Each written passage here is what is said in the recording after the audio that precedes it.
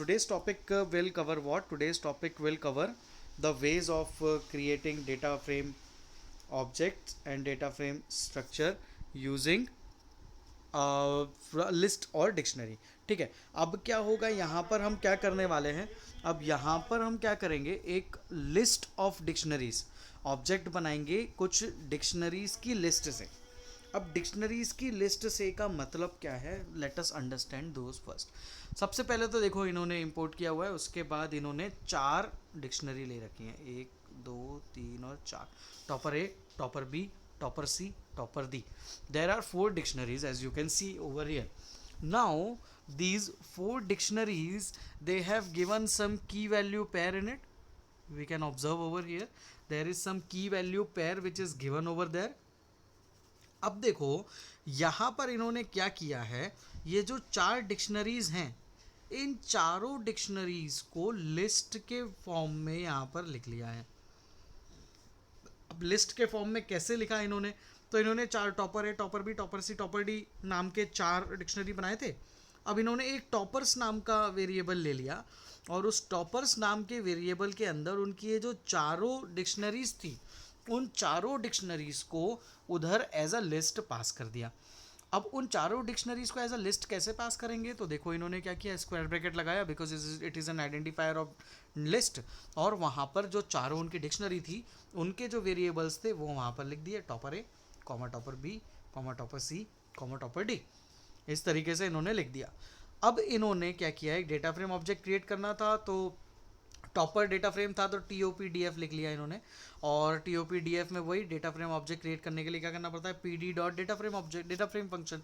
तो इन्होंने वही लगाया PD dot data frame function. और क्या वैल्यू पास करी, सिंपली टॉपर्स, क्योंकि टॉपर्स के अंदर क्या है, लिस्ट ऑफ डिक्शनरीज, और सारी डिक्शनरीज के अंदर क्या है, कुछ की वैल्यू पेयर्स.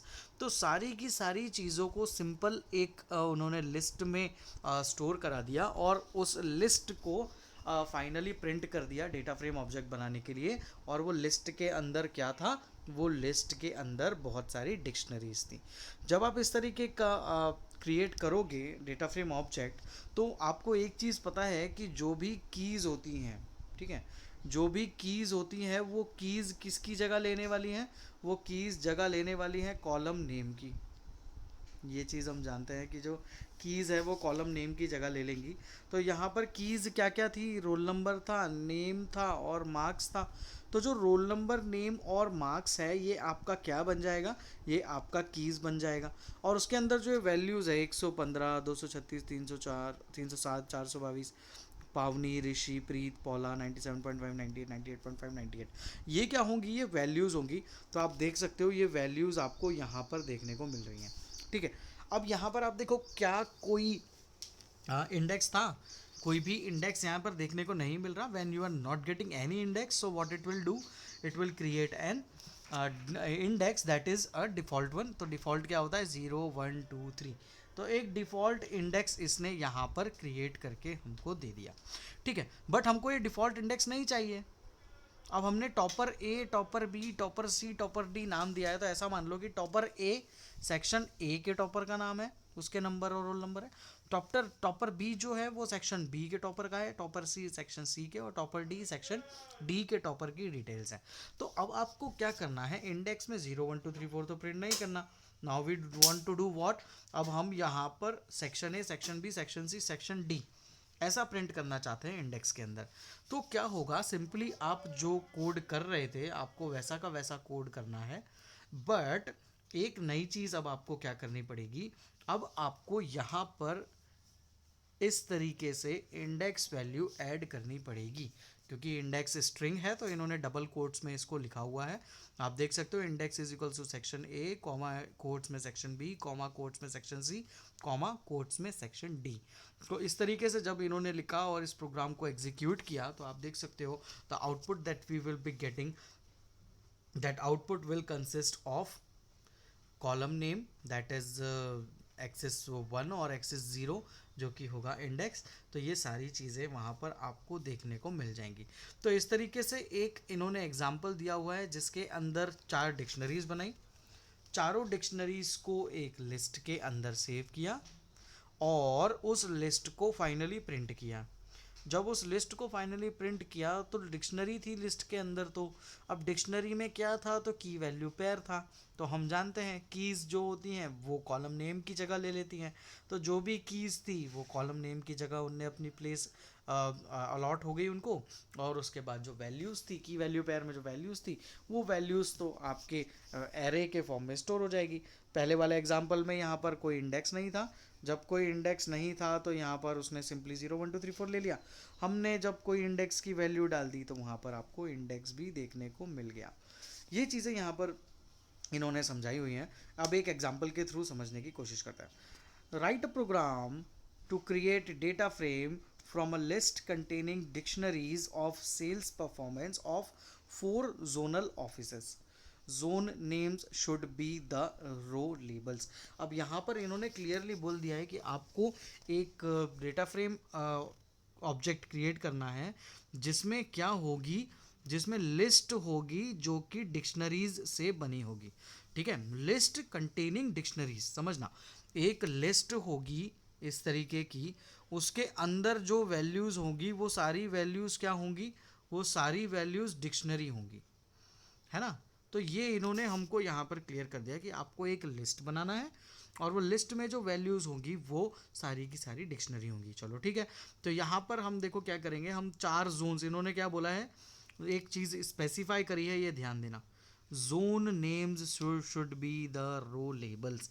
मतलब यहाँ पर आपको इंडेक्स 0 1 2 3 4 नहीं चाहिए, आपको यहाँ पर इंडेक्स क्या चाहिए, जोन का नाम। जैसे मेरे 4 जोन्स हैं, zone A, zone B, zone C और जोन डी। ठीक है, तो जब मैं 4 जोन्स ये नाम दे रहा हूँ तो यही मेरे इंडेक्स के नाम भी होना चाहिए, ये प्रोग्राम में बताया हुआ है। तो चलो क्रिएट करते हैं इसको और देखते हैं कि ये कैसे क्रिएट होगा। ये देखो, अब यहाँ पर सबसे पहले इंपोर्ट पांडास एज पीडी। आपको एक चीज़ और पता होगी, कभी भी वेरिएबल्स के नाम में स्पेस नहीं आता। तो आप देख सकते हो यहाँ पर ये जो 5 चीज़ डिफाइन की गई हैं, इन 5 और 6 चीज़ों में कहीं पर भी स्पेस नहीं है। जोन ए लिखते टाइम भी स्पेस नहीं दिया गया है। अब जोन ए लिखा है इन्होंने, और क्या बोला था इन्होंने, टारगेट और सेल्स के बारे में बात की थी। तो देखो, टारगेट दे दिया 56,000 और सेल्स दे दिया 58,000। तो यहाँ पर इन्होंने क्या किया है, ये की और ये दूसरी की, 2 कीज़ दी हुई है। तो सिंपल है, टारगेट और सेल्स जो है ये आपका कॉलम नेम बनने वाला है, और यहाँ पर ए बी सी डी यहाँ पर जोन के नाम देना है, और ये जो वैल्यू है 56,000 58,000 ये सब इधर आएंगी। तो इतना हमको क्लियर है। अब देखो, ये टारगेट और सेल्स तो ये अपने की वैल्यू पेयर्स में इन्होंने बता दिया। आखिरी में इन्होंने क्या किया, एक सेल्स नाम का वेरिएबल लिया, उसके अंदर आपके सारे के सारे जो ये जोन्स थे उन जोन्स को एज अ लिस्ट यहाँ पर इन्होंने पास कर दिया है। जब सारे जोन्स को एज अ लिस्ट पास किया है तो यहाँ पर क्या होगा, ये जोन के अंदर की जो डिक्शनरी है ये उनको डायरेक्टली यहाँ पर प्रिंट करेगा।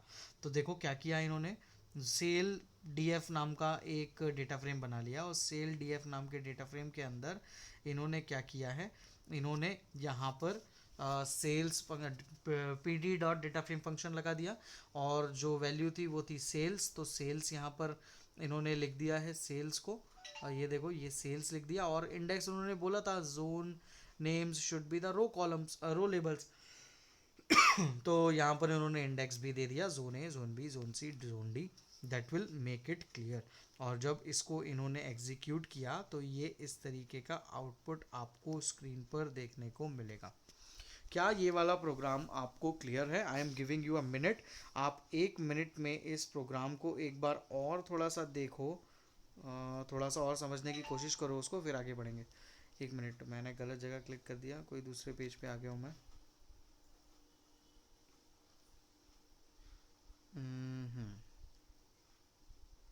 ये रहा एग्जाम्पल नीचे, आप एक बार इसको गो थ्रू करो और बताओ क्या ये क्लियर है। Giving you a minute.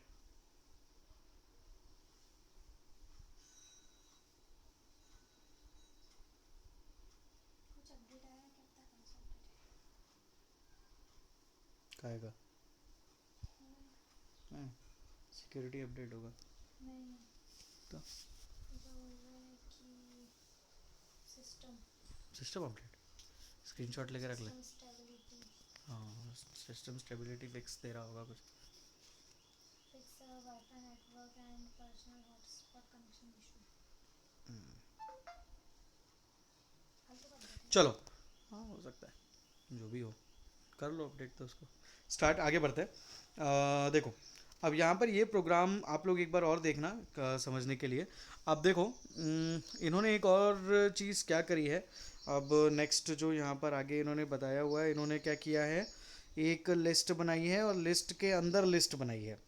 ठीक है, जब लिस्ट बनाओ और लिस्ट के अंदर लिस्ट बनाओ तो इस तरीके से भी डेटा फ्रेम ऑब्जेक्ट्स क्रिएट किए जा सकते हैं। तो देखो यहाँ पर इन्होंने क्या किया है, एक लिस्ट टू नाम का वेरिएबल लिया है। इस लिस्ट टू नाम के वेरिएबल के अंदर इन्होंने अलग अलग कुछ लिस्ट पास कर दी हैं और अल्टीमेटली लास्ट में क्या किया है, P D dot data frame function लगा के लिस्ट टू को प्रिंट किया। अब लिस्ट टू के अंदर क्या है, लिस्ट है, और लिस्ट के अंदर भी लिस्ट है, तीन लिस्ट है उसके अंदर। 24, 45, 60 this is first list, 34, 67, 89 is the second list and 88, 90, 56 is the third list. तो यहाँ पर इन्होंने जब तीनों लिस्ट को प्रिंट किया तो आप देख सकते हो कि यहाँ पर सिंपली वो आंसर प्रिंट हो गया। आपने कोई रो कॉलम का वो नहीं दिया था नेमिंग, तो यहाँ पर 012 जो डिफॉल्ट होता है वो उसने प्रिंट कर दिया। अगर एक एग्जांपल देखें, देखो, write a program to create a data frame from a 2D list. एक मिनट, आपकी क्लास कितने बजे तक है? 9:20 ना? Yes sir. हाँ ठीक है ठीक है, मुझे लगा 9 बजे तक तो नहीं है। चलो, write a program to create a data frame from a 2D list, specify own index labels. अब देखो यहाँ पर इन्होंने बोला है कि आप लोगों को एक 2D लिस्ट क्रिएट करनी है और लिस्ट में आप लोगों को खुद के लेबल्स प्रोवाइड करना है। चलो ठीक है, तो हमने बनाई एक लिस्ट जिसका नाम दिया लिस्ट टू, और इस लिस्ट टू के अंदर हमने कुछ लिस्ट पास कर दी, जो ऊपर थी वही की वही लिस्ट पास कर दी। और यहाँ पर जब उसको प्रिंट कर रहे थे तो इसने बोला है स्पेसिफाई ओन इंडेक्स लेबल्स। तो इंडेक्स लेबल कौन से होते हैं, ये वाले। कॉलम लेबल्स नहीं बोले उसने, बोला इंडेक्स लेबल्स। तो यहाँ पर आपको खुद के यहाँ पर स्पेसिफाई करना है, तो ठीक है, अपन ने स्पेसिफाई कर दिया, इंडेक्स फंक्शन लगाया, इंडेक्स एट्रीब्यूट लगाया और इंडेक्स इज इक्वल्स टू, और उसके अंदर जो भी एट्रीब्यूट्स पास करने थे एज अ लिस्ट, यहाँ पर हमने रो 1, रो 2, रो 3 पास कर दिया, तो वो वैल्यूज़ यहाँ पर हमको डिस्प्ले हो गई। सिंपल था ये। आगे बढ़ते हैं, write a program to create a data frame from list containing two list, each containing target and actual sale figures of 4 zonal offices, give appropriate row labels। आपको अब यहाँ पर देखो, अभी नीचे जो था इसमें अब आपको फिर से रो लेबल्स देना है यहाँ पर, और रो लेबल्स अब देना है तो यहाँ पर देखो इन्होंने क्या कर रखा है, एक डेटा फ्रेम ऑब्जेक्ट जिसमें दो लिस्ट हो और दोनों लिस्ट काइक से हो, एक लिस्ट हो टारगेट की और दूसरी लिस्ट हो सेल्स की। तो हमने सिंपल क्या कर दिया, एक टारगेट की लिस्ट बना ली और एक सेल्स की लिस्ट बना ली। क्लियर बोला हुआ है कि आपको दो लिस्ट बनानी है, तो ठीक है, मैंने दो लिस्ट बना ली, एक टारगेट की और एक सेल्स की। और मैंने वैल्यूज़ लिख दी कुछ, जो पिछले एग्जाम्पल में देखी थी हमने, एग्जाम्पल नंबर 24 में वो वैल्यूज़ लिख दी। टारगेट क्या है, तो 56,000, 70,000, 75,000 और 60,000, ये मेरा टारगेट है, तो ये मैंने वहाँ पर लिख दिया। ठीक है, और उसके बाद सेल्स क्या है, तो सेल्स है 58,000, 68,000, 78,000, 61,000, मैंने सेल्स लिख दी। अब क्या किया मैंने, अब मुझे ये दो लिस्ट को प्रिंट करना है डेटा फ्रेम के फॉर्म में। तो मैंने एक जोन सेल्स नाम का एक तीसरा वेरिएबल लिया और उसमें ये दोनों लिस्ट को स्टोर कर दिया। ऑलरेडी टारगेट एक लिस्ट है, सेल्स एक लिस्ट है, इन दोनों लिस्ट को मैंने एक लिस्ट के अंदर सेव कर दिया। तो ये क्या हुआ, list consisting inside a list, ऐसा कुछ हो गया। तो यहाँ पर देखो मैंने क्या कर दिया, जोन सेल्स नाम का एक वेरिएबल लिया, उसके अंदर टारगेट और सेल्स नाम की दो लिस्ट को ऐड कर दिया, और ये जो टारगेट और सेल्स है ये खुद एक लिस्ट है। तो जब मैं इसको प्रिंट करूंगा तो देखो, प्रिंट करते टाइम इन्होंने बोला था कि गिव एप्रोप्रिएट रो लेबल्स, तो यहाँ पर हम रो कॉलम दोनों लेबल्स यहाँ पर दे रहे हैं। तो देखो अब क्या किया हमने, जोन सेल्स तो हमको पता है, इतना लिख देंगे तो प्रिंट हो जाएगा फंक्शन, बट उन्होंने इसके आगे क्या किया, कॉलम्स और इंडेक्स दोनों चीज़ें प्रिंट करी हैं। तो कॉलम्स में इन्होंने क्या प्रिंट कर दिया, zone A, zone B, zone C, zone D, और इंडेक्स में इन्होंने प्रिंट कर दिया टारगेट और सेल्स। तो जैसे ही आप इन चीज़ों को प्रिंट करेंगे तो आप देखोगे कि कॉलम नेम्स में आपका zone A, zone B, zone C, zone D आ जाएगा, और टारगेट और सेल्स में आपके ये दो इंडेक्स लेबल्स यहाँ पर प्रिंट हो जाएंगे, और जो वैल्यूज़ आपने पास की थी वो सारी की सारी वैल्यूज़ आप एज इट इज़ यहाँ पर देख सकते हैं। ये रही आपकी वैल्यूज़। तो इस तरीके से इन्होंने एक आपको एग्जाम्पल दे रखा है जिसमें हम इजीली समझ सकते हैं कि किस तरीके से एक लिस्ट के अंदर लिस्ट का यूज़ करके हम एक डेटा फ्रेम ऑब्जेक्ट क्रिएट कर सकते हैं। अब देखो अगला जो एग्जांपल है, ये इन्होंने अगला फॉर्म जो दिया हुआ है उसमें इन्होंने बोला है कि आप एक डेटा फ्रेम ऑब्जेक्ट क्रिएट करेंगे किसका यूज़ करके, एक 2D एनडी एरे का यूज़ करके। अब एनडी एरे का यूज़ करोगे तो ध्यान रखना, एनडी एरे जो है, एनडी एरे नमपाई का पार्ट है। अब एनडी एरे नमपाई का पार्ट है, तो अब आप जब पांडास क्रिएट करोगे तो आपको कहीं ना कहीं नमपाई के फंक्शंस और मेथड्स की ज़रूरत पड़ेगी। ठीक है, ये चीज़ हमको पता होना चाहिए। तो चलो, अगर हम इतना जान गए कि हमको एनडी एरे क्रिएट करना है, एरे नमपाई में बनते हैं तो हमको नमपाई के फंक्शंस की ज़रूरत पड़ेगी। तो अब हम आगे बढ़ते हैं। देखो इन्होंने एन एरे 1 नाम का एक एनडी एरे लिया। अब उस एनडी एरे के अंदर कुछ वैल्यूज़ इनपुट करनी थी, तो वैल्यू इनपुट करने का तरीका क्या होगा, एनपी डॉट एरे। ठीक है, नाम होगा इसका एनपी डॉट एरे, क्योंकि ये नमपाई का फंक्शन है ना, तो यहाँ पर एनपी डॉट एरे लिखना पड़ेगा।